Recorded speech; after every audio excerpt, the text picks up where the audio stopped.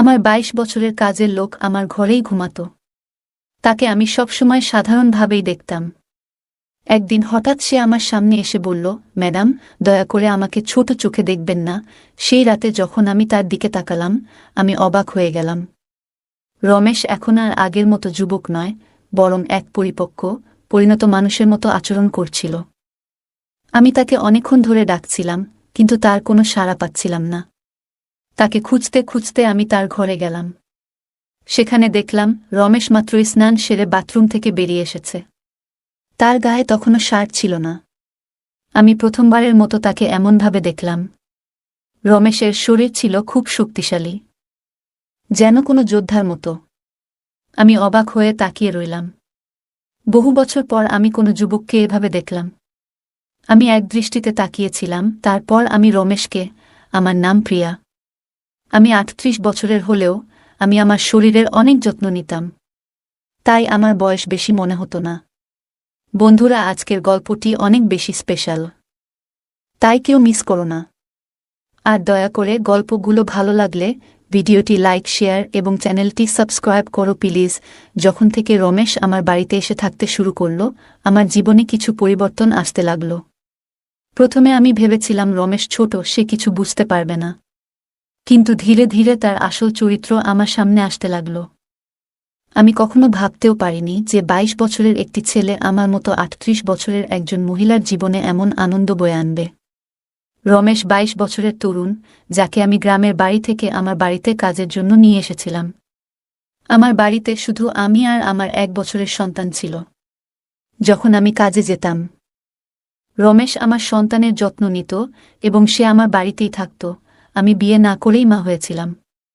আমার প্রেমিক আমাকে বিয়ের প্রতিশ্রুতি দিয়ে আমার সঙ্গে প্রেমের অভিনয় করেছিল। যখন আমি গর্ভবতী হয়ে গেলাম, আমি তার বাড়িতে গেলাম এবং সেখানে গিয়ে দেখি যে তার বিয়ে হচ্ছে। সে আমার সঙ্গে প্রেমের অভিনয় করেছিল, কিন্তু শেষমেশ অন্য একটি মেয়েকে বিয়ে করে ফেলেছিল। আমার গর্ভে যে সন্তান ছিল, তাকে নষ্ট করার ইচ্ছে আমার হয়নি। যখন আমি ভাবলাম গর্ভপাত করাবো, তখনও অনেক দেরি হয়ে গিয়েছিল, কারণ আমি তখন প্রায় ৫ মাসের গর্ভবতী ছিলাম। আমার বাবা মা আমাকে এবং আমার সন্তানকে গ্রহণ করতে অস্বীকার করলেন। তাই আমি একাই থাকতে শুরু করলাম। কিছু মাস আগে আমি আমার গ্রামের বাড়ি গিয়েছিলাম আমার দাদার ৯০তম জন্মদিন উদযাপন করতে। আমার দাদু আমাকে সেই বিশেষ দিনের জন্য নিমন্ত্রণ পাঠিয়েছিলেন, তাই আমি গ্রামে গিয়েছিলাম। সেখানে আমার ছেলেকে শুধু আমার দাদাই ভালোবেসে কোলে তুলে নিয়েছিলেন। আমার ছেলে কুনাল তার সঙ্গে খেলছিল, এমন সময় অফিস থেকে আমার ফোন এলো। কিছুক্ষণের জন্য ফোনে কথা বলার জন্য আমি বাইরে গেলাম। আমি যখন বাইরে থেকে ফিরে এলাম, দেখলাম আমার ছেলে কুনাল আর দাদার কাছে নয়, বরং বাড়ির এক কর্মচারীর কাছে ছিল। আমি লক্ষ্য করলাম কুনাল সেই কর্মচারীর সঙ্গে বেশ আনন্দের সঙ্গে খেলছে।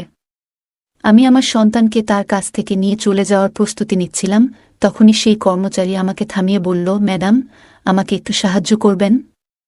আমার টাকার প্রয়োজন নেই, আমার কাজের প্রয়োজন। সে নিজেকে পরিচয় দিয়ে বলল, আমি রমেশ। আমি আগে এই বাড়ির গবাদি পশুর খোয়ারের দেখাশোনা করতাম, কিন্তু এখন বড় সাহেব গবাদি পশু বিক্রি করার কথা ভাবছেন। যদি আপনার কাছে কোনো কাজ থাকে, দয়া করে আমাকে দিন, আমার খুব প্রয়োজন। আমার বাবা মাও দিনমজুরি করেন, তাই আমার কাজের খুব প্রয়োজন। তখন আমি বললাম, আমার সন্তানের যত্ন নেওয়ার জন্য একজনের প্রয়োজন, কিন্তু এর জন্য তোমাকে শহরে যেতে হবে।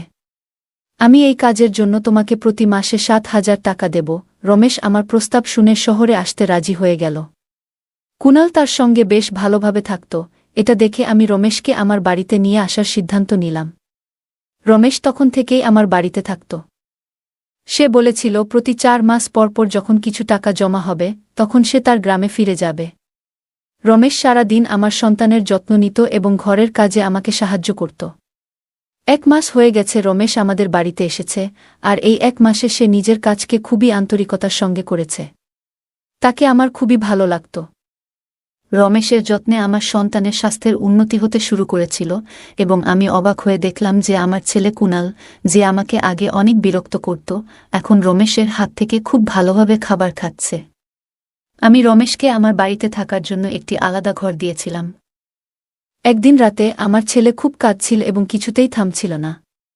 তার কান্নার শব্দ শুনে রমেশ আমার ঘরে এসে কুনালকে আমার কাছ থেকে নিয়ে নিল। রমেশের কাছে যেতেই আমার ছেলে কুনাল একদম শান্ত হয়ে গেল।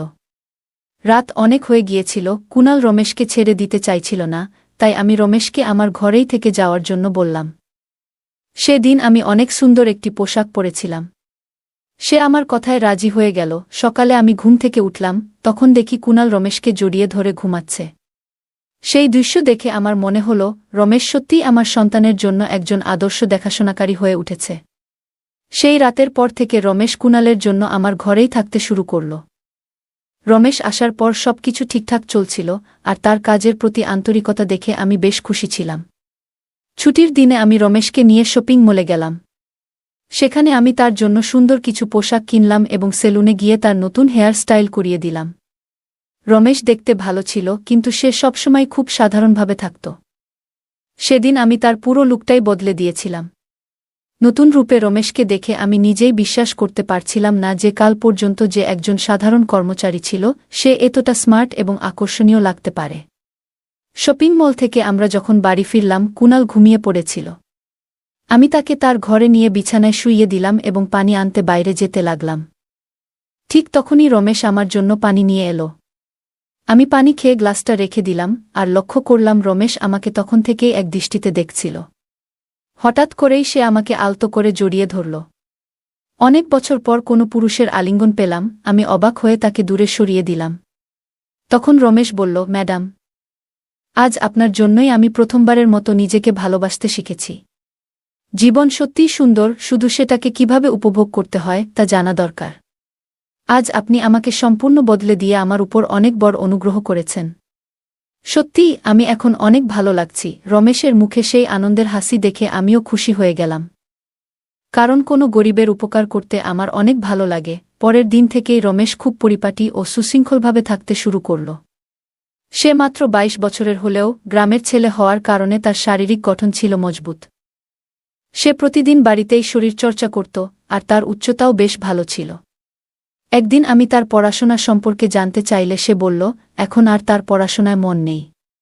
প্রতিদিন সকালে অফিসে যাওয়ার আগে আমি আমার সন্তানের প্রতি ভালোবাসা প্রকাশ করতাম। আজ সকালে অফিসে যাওয়ার আগে যখন আমি আমার ছেলে কুনালকে আদর করতে গেলাম, দেখি সে রমেশের কোলে বসে আছে। হঠাৎ আমার ছেলে কুনাল মুখটা ঘুরিয়ে নেয়, আর আমার ঠোঁট অজান্তে রমেশের গালে স্পর্শ করে। আমি কিছুটা অপ্রস্তুত হয়ে পড়েছিলাম এবং দ্রুত রমেশের কাছে ক্ষমা চাইলাম। ঘটনাটি আমাকে অস্বস্তিতে ফেলে দিলেও রমেশ বিষয়টি সহজভাবে গ্রহণ করল। আমি তখন রমেশের কাছে ক্ষমা চেয়ে অফিসে চলে গেলাম। সন্ধ্যায় যখন বাড়ি ফিরলাম, তখনও আমি রমেশের চোখে চোখ রাখতে পারছিলাম না। রমেশ কুনালকে খাইয়ে ঘুম পাড়িয়ে দিয়েছিল, তারপর আমরা একসঙ্গে রাতের খাবার খেয়ে নিলাম। খাওয়ার পর আমি আমার ঘরে গিয়ে ওষুধ খেতে লাগলাম, কারণ আমার মাইগ্রেনের সমস্যা ছিল। ওষুধ খাওয়ার পরও আমার মাথার ব্যথা কমছিল না, তাই আমি মাথা ধরে বসেছিলাম। কিছুক্ষণ পর রমেশ ঘরে এলো।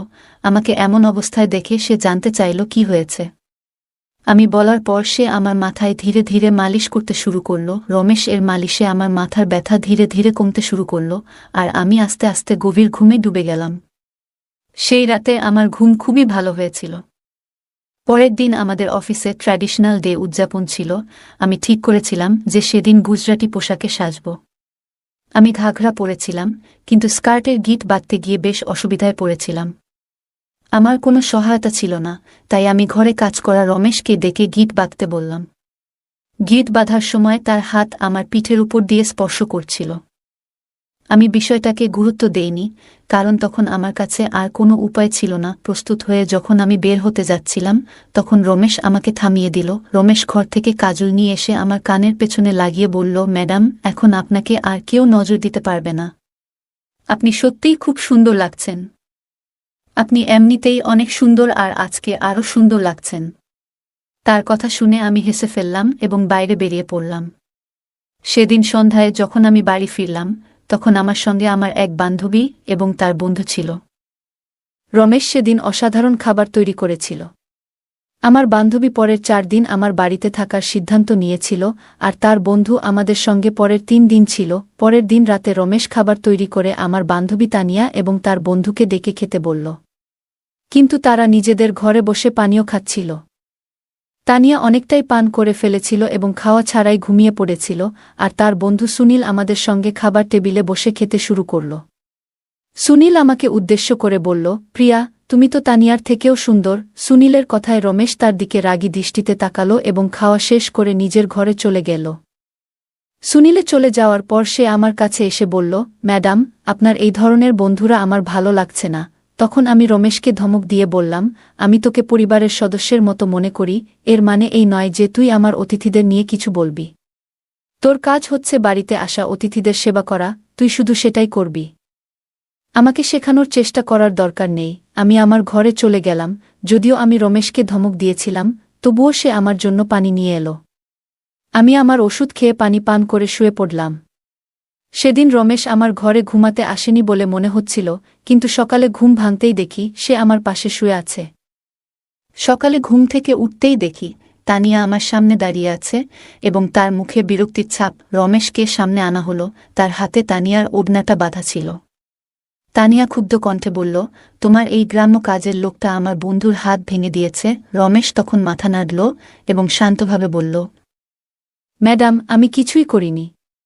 রাতে সুনীল সাহেব মদ্যপ অবস্থায় ছিলেন, সম্ভবত তার ভারসাম্য হারিয়ে পড়ে গিয়েছিলেন।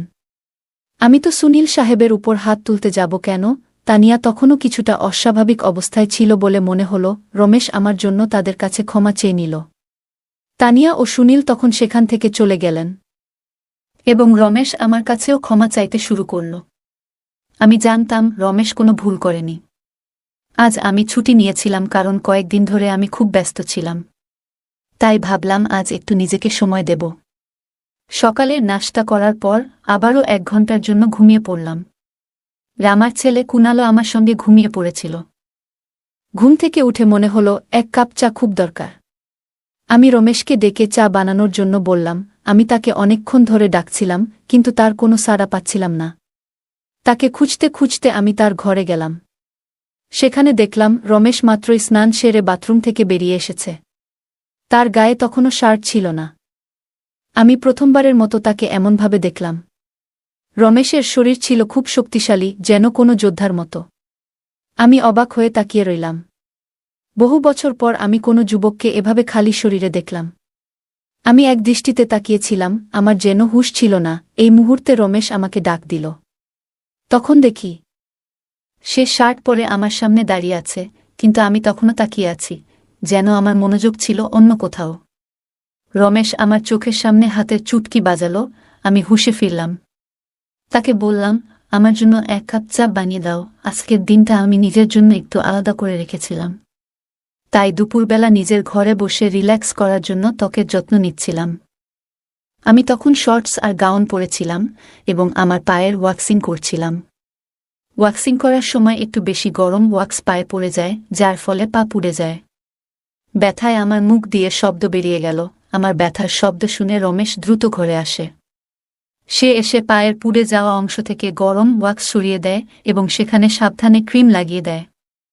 তার সাহায্য আমার পায়ে স্বস্তি এনে দেয়, যদিও তার স্পর্শের কারণে আমি কিছুটা অস্বস্তি বোধ করছিলাম। রমেশ ও আমি ঘরের কিছু কাজ করছিলাম, কিন্তু আমার মধ্যে তখন কিছু অনুভূতি তৈরি হচ্ছিল যা বোঝানো কঠিন। হঠাৎ রমেশের চোখ আমার দিকে পড়তেই আমি ব্যথার কারণে আবার একটু কুঁকিয়ে উঠলাম। রমেশ চিন্তিত মুখে বলল, ম্যাডাম, আপনি এখন বিশ্রাম নিন। বাকি যা দরকার আমাকে বলুন, আমি সব ঠিক করে দেব। আমি তাকে আমার পায়ের বাকি অংশের ওয়াক্সিং করার জন্য বললাম। রমেশ আমার কথা মতো কাজ করল, এমনকি আমার মুখেও হালকা ম্যাসাজ করে দিল। তার স্পর্শে আমি বেশ আরাম বোধ করলাম। আজকের ছুটির দিনটা আমার জন্য বেশ শান্তিপূর্ণ ছিল। রমেশ সত্যিই সব দিক থেকেই নিখুঁত ছিল, কোনো কাজই তার জন্য কঠিন মনে হতো না। আজকে রাত নামতেই আমি তাকে আমার ঘরে না থাকার জন্য অনুরোধ করলাম। দিনের বেলায় আমি ঘরে থাকি না, তাই অন্তত রাতটা আমি আমার সন্তানের সঙ্গে একান্তে কাটাতে চেয়েছিলাম। প্রতিবার রমেশ ঘরে থাকা আমার পছন্দ হতো না, তাই আজ রাতে তাকে অন্য ঘরে থাকার জন্য বললাম।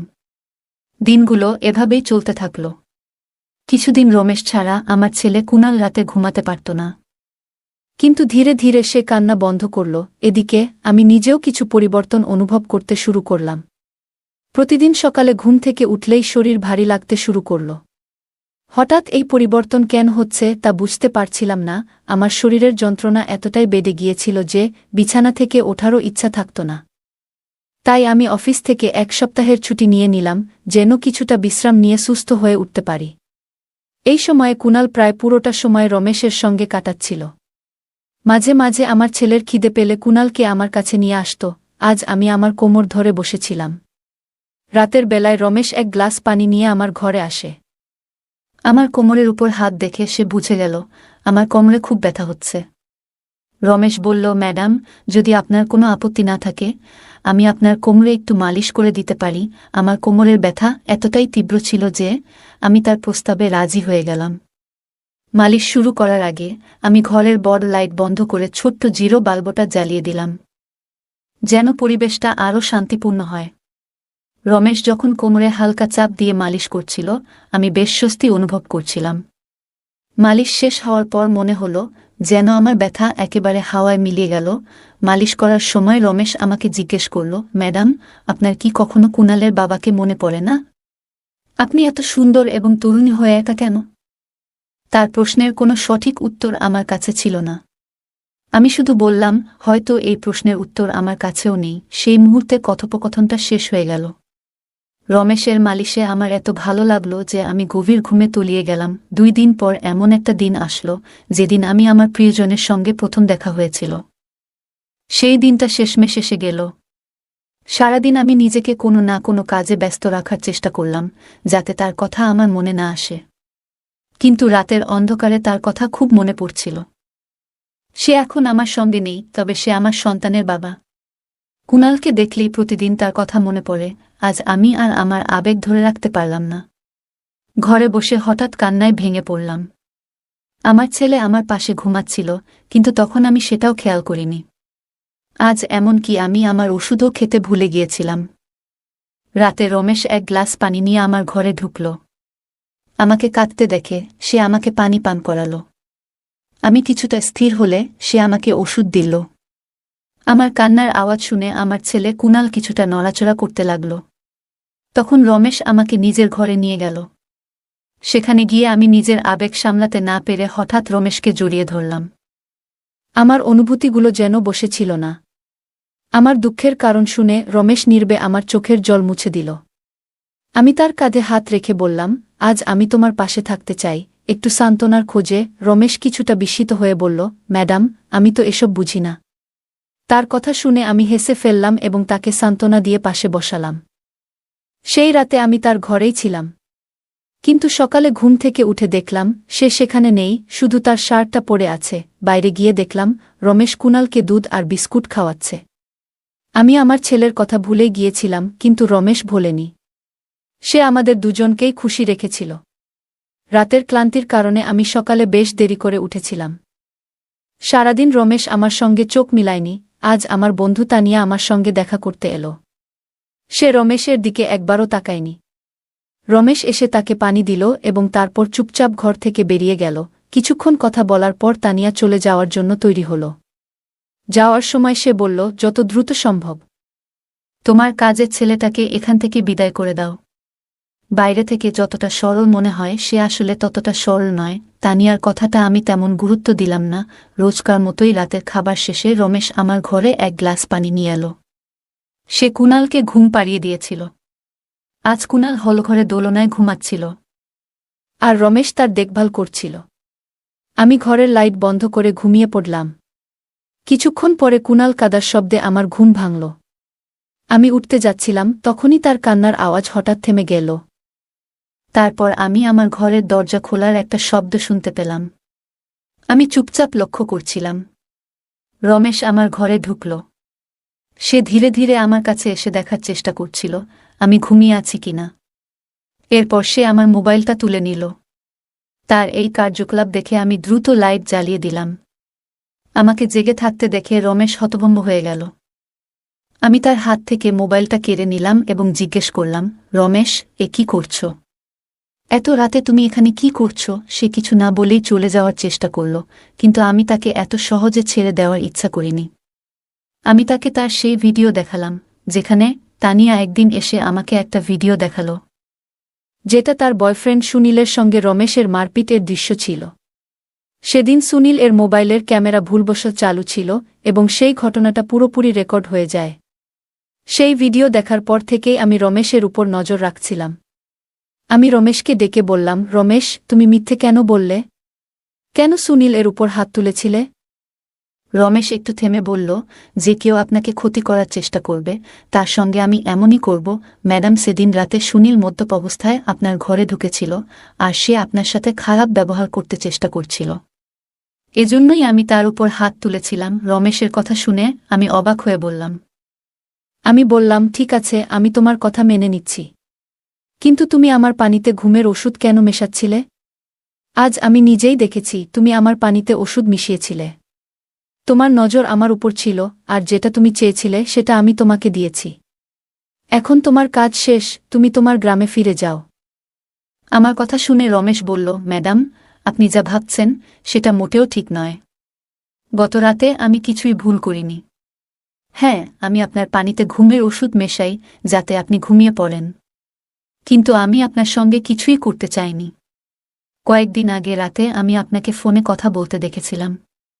আমি বুঝতে পেরেছিলাম আপনি আবারও আপনার সেই প্রেমিকের সঙ্গে দেখা করার পরিকল্পনা করছেন, এবং সেই দেখা আপনার নিজের বাড়িতেই হওয়ার কথা ছিল। আমি এটা আটকাতে চেয়েছিলাম, কারণ সেই ব্যক্তি এখনও আপনাকে প্রতারণা করছে। সে আপনাকে মিথ্যে কথা বলছে, সে আপনাকে ধোঁকা দিচ্ছে, আর তার লক্ষ্য আপনার সন্তানকে আপনার কাছ থেকে দূরে নিয়ে যাওয়া। তার স্ত্রী সন্তান ধারণ করতে পারে না, তাই সে আপনার কাছাকাছি আসতে চাচ্ছে। সে তার স্ত্রীকে তালাক দেয়নি, আর এসব কথাই সে আপনাকে গোপন করেছে। আমি বিস্মিত হয়ে রমেশকে জিজ্ঞেস করলাম, রমেশ, তুমি এসব জানলে কিভাবে? তুমি কে? এসব তথ্য তুমি পেলে কোথা থেকে? রমেশ উত্তরে বলল, আপনার বাবা সাহেব আমাকে আপনার ছবি দেখিয়েছিলেন। রমেশ বলল, প্রথমবার আপনাকে দেখে খুব ভালো লেগেছিল, কিন্তু আপনার বাবা সাহেব বলেছিলেন যে আপনি বিয়ে করতে চান না। তখনই আমরা দুজনে মিলে একটা পরিকল্পনা করি, আপনার জীবনে জায়গা করে নেওয়ার জন্য আমি এখানে এসেছিলাম। তবে এখানে আসার পর দেখলাম অনেকেই আপনাকে ভুল উদ্দেশ্যে কাছে টানতে চাইছে। তখন থেকেই আমি আপনার সুরক্ষা করা শুরু করি। রমেশ আসলে 22 বছর বয়সী ছিল না। আমার প্রথম সন্দেহ ঠিকই ছিল। সে 30 বছর বয়সী এবং একটি ভালো চাকরি করত। আমার ভালোবাসা জয় করতে সে এত চেষ্টা করেছিল। রমেশ যা বলেছিল সবই সত্যি ছিল। সে আমার প্রেমিক সম্পর্কে যা কিছু বলেছিল তার সবকিছুই সঠিক প্রমাণিত হয়েছে। রমেশের মতো একজন সৎ জীবনসঙ্গী এবং আমার সন্তানের জন্য একজন দায়িত্বশীল বাবা পাওয়া আমার জন্য সত্যিই বড় সৌভাগ্যের ব্যাপার। আমি আমার পুরনো প্রেমিকের প্রতারণা থেকে বেঁচে গেছি। আজ আমি রমেশ, যার আসল নাম বিজয়, তার সঙ্গে খুব সুখী। সে আমাকে এবং আমার সন্তানকে অনেক ভালোবাসে। আমার বাবা সাহেবের কারণেই আজ আমি আমার নতুন পরিবার শুরু করতে পেরেছি। রমেশের মতো একজন জীবনসঙ্গী পাওয়া আমার জন্য সত্যিই আশীর্বাদ। বন্ধুরা, যারা সত্যিকারের ভালোবাসে তারা কখনো কোনো কঠিন সময়ে আপনাকে ছেড়ে যাবে না। সম্পর্ক টিকিয়ে রাখার জন্য কোনো কারণের প্রয়োজন হয় না, কিন্তু সম্পর্ক ভাঙার জন্য একটা অজুহাতই যথেষ্ট। এই ছিল আজকের আমাদের ছোট্ট গল্প। গল্পটা কেমন লাগলো জানাতে ভুলবে না। আরও মজার মজার রোমান্টিক গল্প শুনতে চাইলে ভিডিওটি লাইক, শেয়ার এবং চ্যানেলটি সাবস্ক্রাইব করতে এবং বেল আইকনটি ক্লিক করতে ভুলবে না। ধন্যবাদ।